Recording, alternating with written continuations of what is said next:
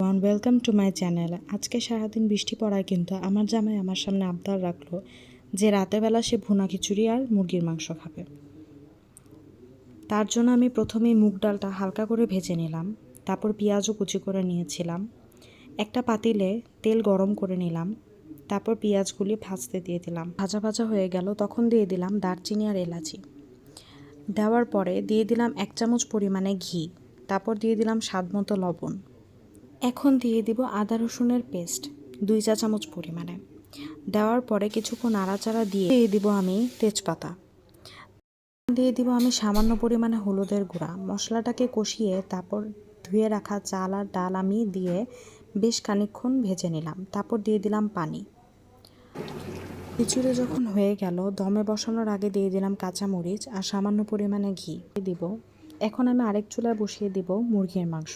তার জন্য কড়াইতে তেল গরম করে দিয়ে দিলাম পেঁয়াজটাকে কিছুক্ষণ ভাজা ভাজা করার পর দিয়ে দিলাম দারচিনি এলাচি। এখন দিয়ে দিব আমি 2 চা চামচ পরিমাণে আদা রসুনের বাটা দেওয়ার পরে বেশ কিছুক্ষণ নাড়াচাড়া দিয়ে দিলাম। এখন দিয়ে দিলাম স্বাদ মতো লবণটা দিয়ে আমি মুরগির মাংসটাকে ভাজার জন্য দিয়ে দিলাম কড়াইতে। তারপর বেশ কিছুক্ষণ ভাজার পর যখন এটা গোল্ডেন কালার চলে আসবে, তখন এখানে আমি মশলা দিয়ে দিব।